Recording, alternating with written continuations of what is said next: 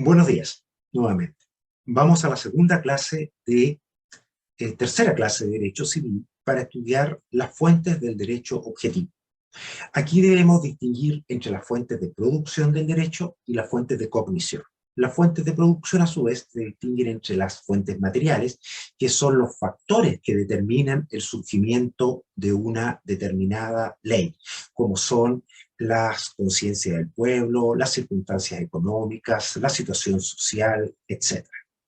Las formales se entiende más bien a dónde se contiene la ley, es decir, las autoridades o sujetos que crean una determinada norma jurídica. Por ejemplo, el Congreso, en colaboración con el Presidente de la República, crea la ley. Y las fuentes de cognición o conocimiento es donde se encuentran materialmente para el acceso de su conocimiento estas normas. Un código, una recopilación de leyes, etc. Respecto a la ley, se puede decir que es una norma jurídica, es decir, una regla general y abstracta que ha sido dictada por la autoridad soberana. O dicho de otra forma, que emana del poder legislativo. Por lo tanto, tiene dos elementos. Un elemento material, ser una norma general y abstracta, y ser un aspecto formal que haya sido emanada de la autoridad competente para dictar estas normas. En nuestra legislación, la verdad es que la ley tiene más bien una concepción formal, porque conforme al artículo 1 del Código Civil, la ley es toda manifestación de la voluntad soberana que, manifestada en la forma prescrita por la Constitución, manda, prohíbe o permite. Este texto ha tenido varias críticas, algunas que son aceptables y otras que son discutibles. En primer lugar, la crítica que se le formula es que solo atiende a la concepción formal, quien manifiesta o quien crea la ley, y no al contenido intrínseco que debe tener la ley. En segundo lugar, se señala que esta norma no agrega innecesariamente la descripción o clasificación de entre las leyes, entre normas prohibitivas, imperativas y permisivas. También se dice que no señala el fin último de esta norma. Y en esto se alude a la concepción de Santo Tomás, que dice que la ley es una norma racional dirigida al bien común y dictada por quien tiene a su cargo el cuidado de la comunidad. Ahora, respecto a la numeración de las leyes, no siempre se han enumerado, sino que es a partir de un decreto de 1893 que se enumera. Por lo tanto, una de las leyes que nosotros estudiamos en este curso, que es la ley de efecto retroactivo, no tiene número porque es anterior a dicha fecha. En cuanto a la clasificación de las leyes entre imperativas, prohibitivas y permisivas, debemos decir en primer lugar de que debe aclararse que todas las leyes son imperativas, porque imponen el deber de acatarlas. No obstante, es en la forma en que disponen esta orden que se hace la clasificación.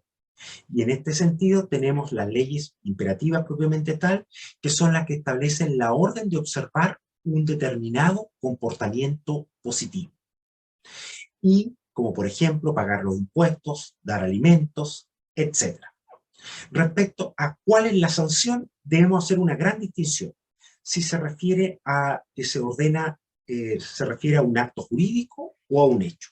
Si se refiere a un acto jurídico, entonces debemos distinguir si la sanción se refiere a los requisitos que están considerados a la naturaleza del acto contrato, será la nulidad absoluta.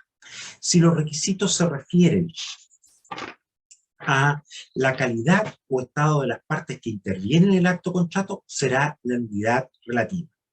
Si están establecidos requisitos en favor de terceros, será la inoponibilidad. Y si está establecido un requisito como medio de prueba, será la imposibilidad de utilizar dicho medio de prueba.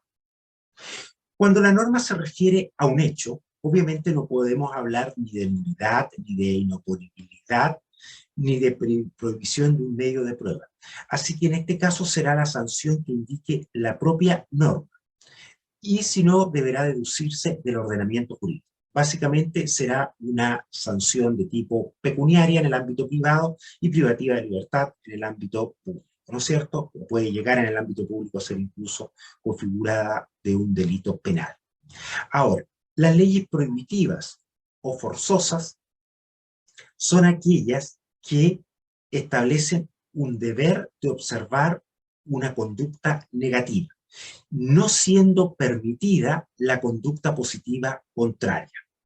El ejemplo clásico que se nos pone es la prohibición de donar los bienes de un pupilo.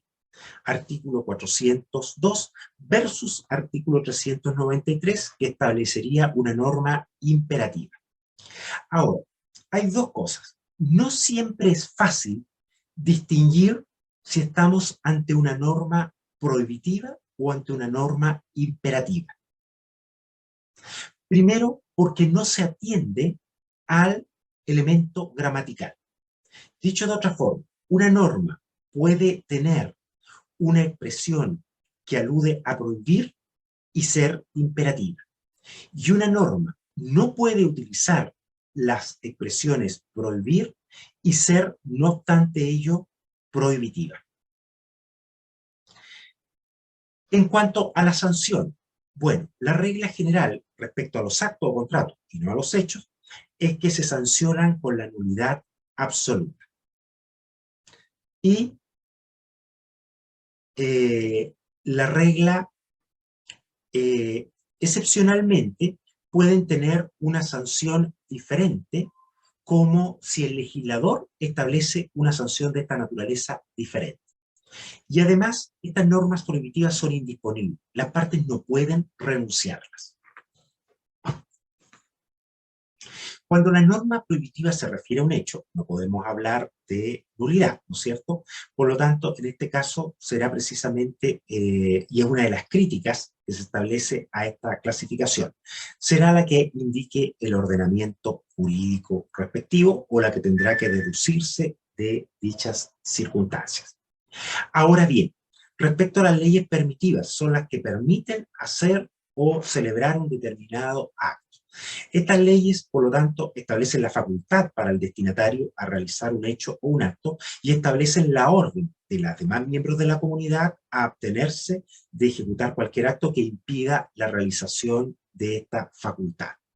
En cuanto a la sanción, bueno, en este caso será la sanción no está descrita expresamente y lo que permitirá al afectado es recurrir a la fuerza pública para imponer la voluntad legislativa de que él pueda realizar este acto y en su defecto la indemnización de perjuicios. Bien, esa es la tercera clase de derecho civil. Ahora, para la reflexión, planteamos las siguientes preguntas. Primero, ¿qué críticas podría usted considerar que no son adecuadas que se formulan a nuestra definición de ley del Código Civil?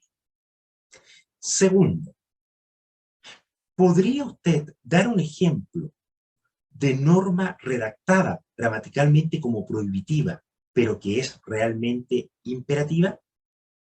Tercero,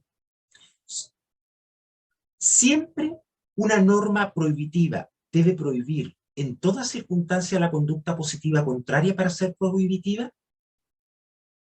¿O puede, en algunos casos excepcionales, permitir la conducta prohibitiva, permitir la conducta positiva contraria, y no obstante mantener su naturaleza de prohibitiva? Cuarto, o relacionado, mejor dicho, con lo anterior, leamos el artículo 142 del Código Civil y razonemos si la norma es prohibitiva o imperativa.